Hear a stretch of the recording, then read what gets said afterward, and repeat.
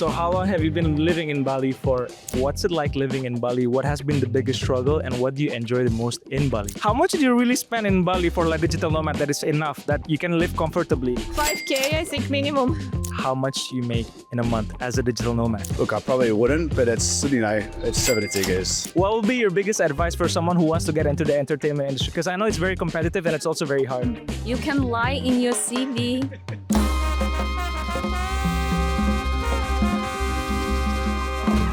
I'm in Bali, Indonesia right now, and today I'm going to be asking digital nomads what they actually do for a living. Right now, thousands of people from all over the world, from Australia, Spain, and Ukraine, are living here, working remotely from their laptops. So, in today's video, I'm going around Bali to ask digital nomads the questions you guys are very curious about. What do they actually do for a living? How much they actually earn in a month? And what advice would they give for anyone who wants to live this lifestyle too? And trust me, some of these answers will actually change the way you think about money and actually work. So let's hit to the streets of Bali and find out. What's your name and what do you do for a living? My name's Michael Harris, and I'm a CEO of Influencer Agency. Tell me, what does a CEO of an influencer agency does like on a day-to-day basis? Well, basically, we manage a lot of different digital creators across all different social media platforms. We focus heavily on brand partnerships, aligning creators with global brands. And how long have you been working in this industry for? About five or 6 years now. We obviously look after other avenues too. We've got a celebrity management side too, based in Australia, digital marketing side, and also a media buying company side too. So, but the talent, what we call boss talent, is where we have quite a fair bit of work. We represent over 250 creators at the moment. So it's that's awesome. pretty extensive, yeah. So business is going well then? It's doing very well.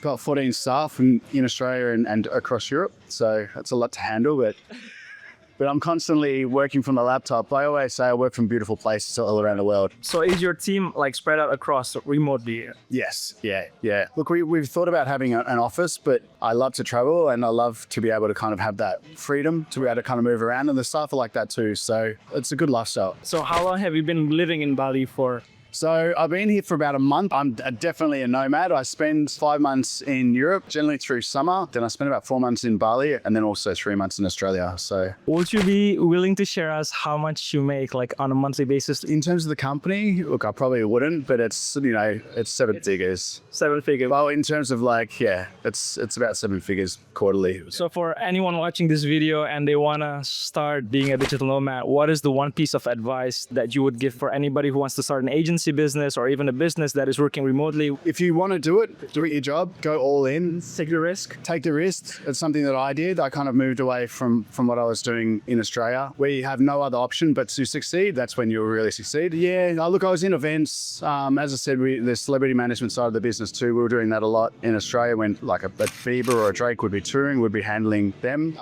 So, I mean, that aspect is still in the business, but I really kind of wanted to move into this talent space, and until I actually did that shift and kind of, took myself out of my comfort zone, that's when everything started happening. So right now, we're having trouble finding people because the weather is quite cloudy. It's just been raining, so there's not a lot of people outside, but we're gonna do our best despite the circumstances. And yeah, let's get interviewing again.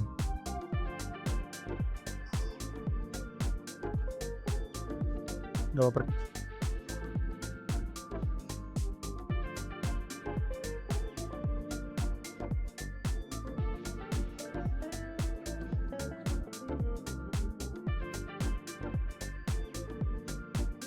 So what's your name, age, and what do you do for a living?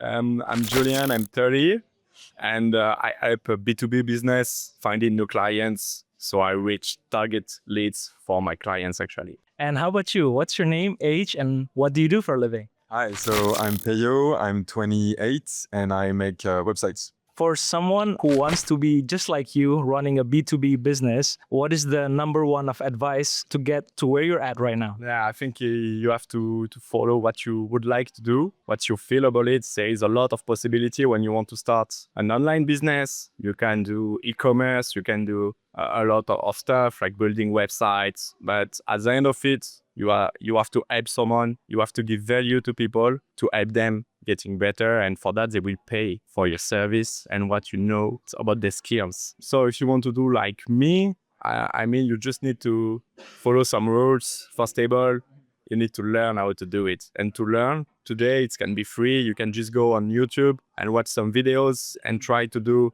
the same stuff for free at least. You can just reach company and say, okay, I will try something for you. It's free. You only pay me for results. Okay. You know, so it's only benefits for the company. They will pay you only for what you're doing, and they have no loss. They cannot have any loss. Yeah. So you can try with that. Sometimes you will do some mistake, but you will learn a lot about it. Yeah. And this is how I start. Because when you start something in B2B business, it's not that easy because people don't trust you. So if you want to find clients, you have to start with the good way. And the good way is to give value to people for free, and they will pay you for the results you get. So you said to me that you're creating websites. Yep. How long have you been creating websites? And if someone watching this video right now wants to create websites just like you, what will be the number one advice you can tell them? Man, like freelancing is like the biggest subject of my life. So it's going to be really complicated to answer that like in a short way. But I started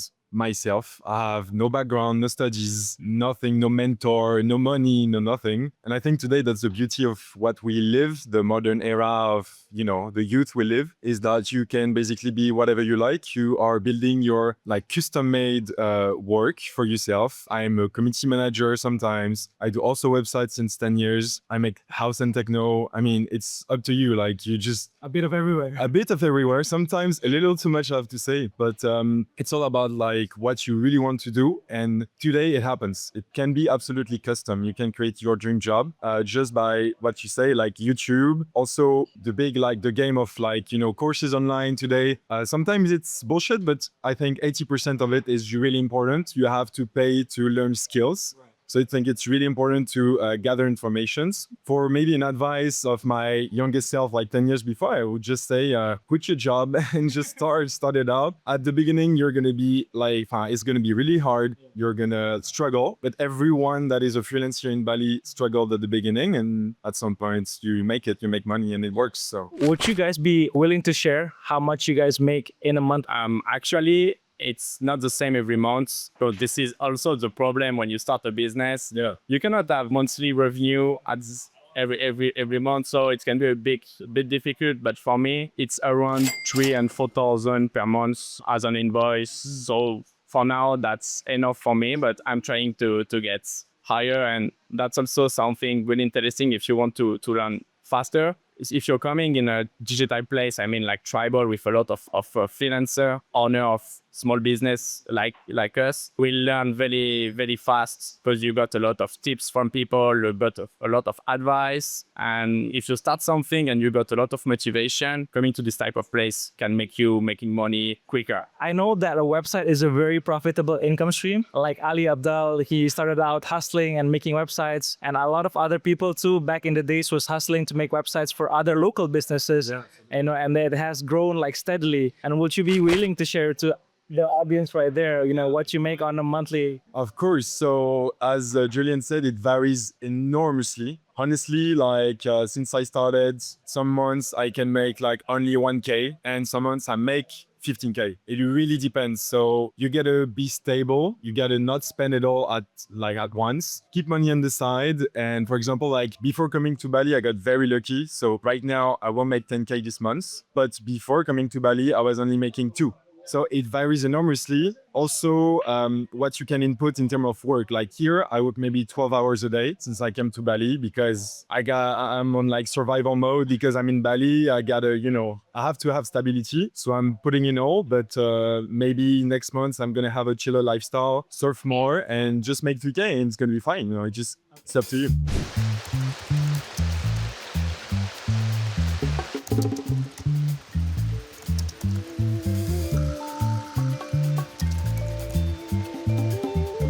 Hey bro, so what's your name, age, and what do you do for a living? Yeah, I'm Chris, 23 years old. I'm from Spain. I'm doing SaaS, software as a service. I'm making software and I sell this to other companies to automate process. And I have also a coaching program so other people can learn about me. And that's all. How long have you been in the SaaS company? Because I know it's very trending right now. A lot of people are doing SaaS. 3 years. I have 5 years doing marketing. but I have 3 years doing SaaS. So I know a lot of people has been want to go into SaaS for their side hustle or they want to start. What would be the number one piece of advice you would give to a beginner who wants to start SaaS? For me, the best tip is just perseverance. Yeah, not in SaaS, not in e-com, not in marketing, in all that you do. So if you start with SaaS, for example, just keep working, get a good walls. That's what, bro. Perseverance is the secret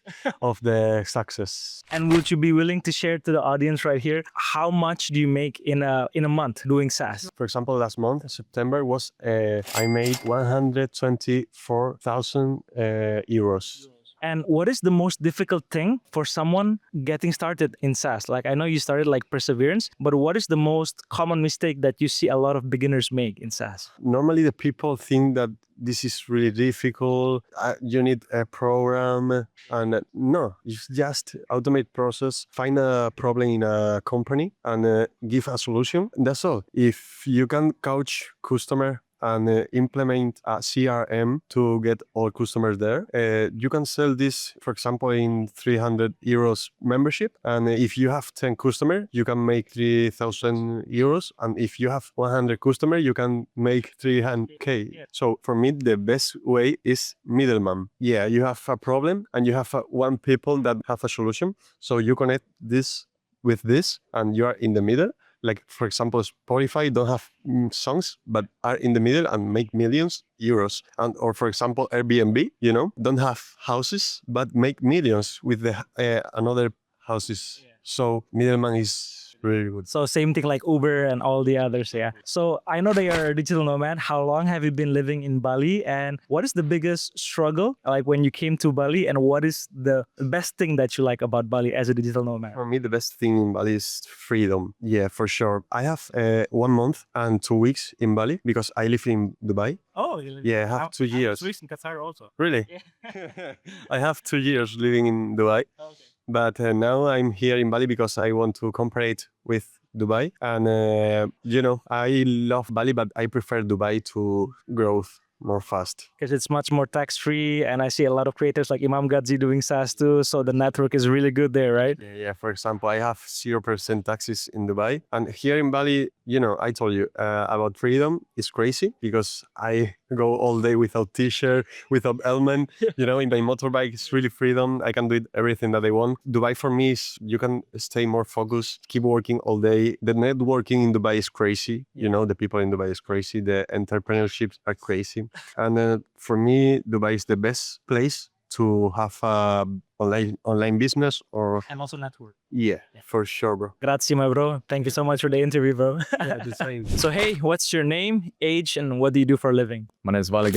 I'm 19 years old, and for a living, I do fitness and biohacking coaching. So yeah, I'm in the info space. You mentioned you're in the fitness and biohacking industry. How long have you been in that industry, and how did you get started? I've been in the industry doing coaching for about 6 months now, so pretty recent actually. But I've started with fitness about 2.5 years ago because I used to be very, very, very skinny. I was used to be underweight, and now obviously I'm not anymore. I look exactly how I always dreamed of looking. I now look like those influencers that I was looking up to, and that took 2.5 years for me to actually come to this point. But I fell for the average advice that everyone on social media gave you, which wasted the first year of my progress in the gym completely, because I was going on those bulks and doing those dirty bulks, which fucked up my hormones, which is a huge part of my whole journey, optimizing people's hormones. And I optimized my own hormones, and that's the only point where I actually started growing and started seeing the results that I wanted to get. So that's why I now teach people, because people have come up to me naturally. Friend circle, teachers, parents, like people have noticed that changes have happened. And so I just naturally came into that scene. Because I know there's a lot of fitness enthusiasts and also people giving out advices in social media. There's a lot of competitors.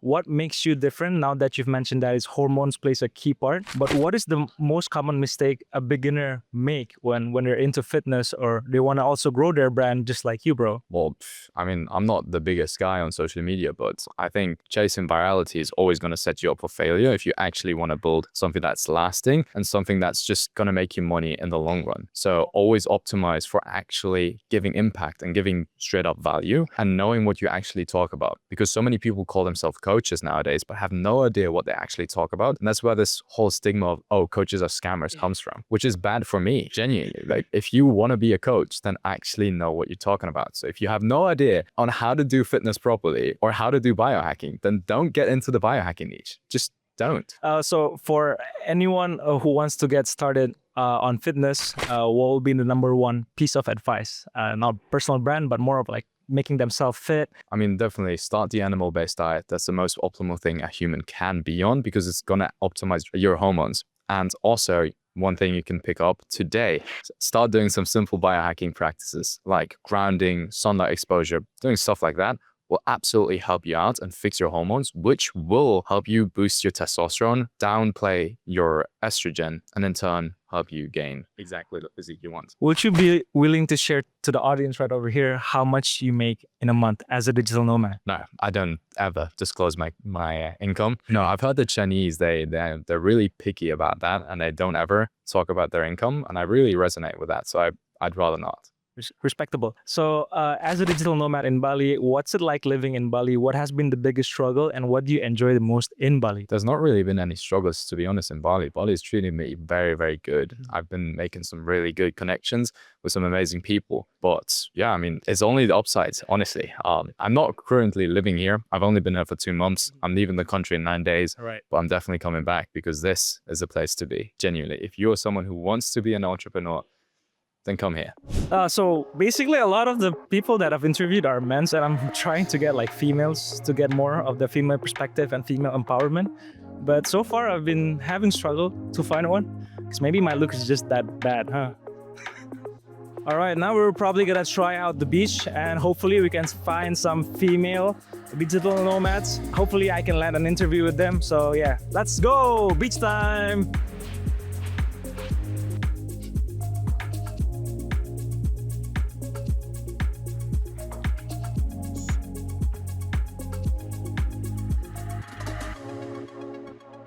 So this is a female dog.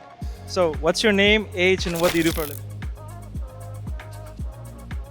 What's your name, age, and what do you do for a living? My name is Yana. I'm 36 and I am a experienced director at entertainment company. And how long have you been working in the entertainment industry? Since 2010, 16 years. 16 years. Yeah. And for beginners who want to work in the entertainment industry, I'm sure you already have a high position. What will be your biggest advice for someone who wants to get into the entertainment industry? Because I know it's very competitive and it's also very hard. Well, I started my journey from just working in the nightclubs. Like I started from the low. I was a hostess and then I traveled in the different countries all around the world and just you get experience, you see how it works. Even if you start from low, you just be curious and look how the other departments work, look how the things are done, what are your directors doing, how they're making things happen to make the party going, and just learn from that. And when you have opportunity, you can lie in your CV and say that you have experience that you don't have, but just be confident and go for it. So that's the number one key tip is just be confident and lie a little bit in your CV. Because to be honest, this is what I did. Because when I was changing the place of work, I was moving to the other country. Who's gonna check? No one's gonna check. You can say whatever you want. And would you say your work is very flexible or do you need to stay in one spot or you can work remotely? At the moment, it's already flexible, but when I was starting, it's not. You have to be in the place, but at the moment, I can be flexible. If they're a director and they're already at your level, how much will they make in a month? Just a rough estimate based on the market. It depends on the market. It depends where you work. I just came to Bali actually 4 months ago. Before that, I was in Singapore. Well, in Singapore, to be comfortable there, at least 7-8K. Yeah. Singaporean dollars? Singaporean dollars. If you start from there, that's gonna be something estimate. In Bali, to be honest, I cannot say because my salary now depends on the sponsorships and the revenues. So I cannot tell you how much I'm gonna be making. So I just started here. I'm new to Bali. since you've been in Singapore before living and you're new to Bali, what's the difference so far? And you like Bali? Has there been any struggle? No, there is no struggle. I love Bali. To be honest, the only one struggle in Bali that I find in my area, because I'm not the digital nomad. I have The digital nomad, a director.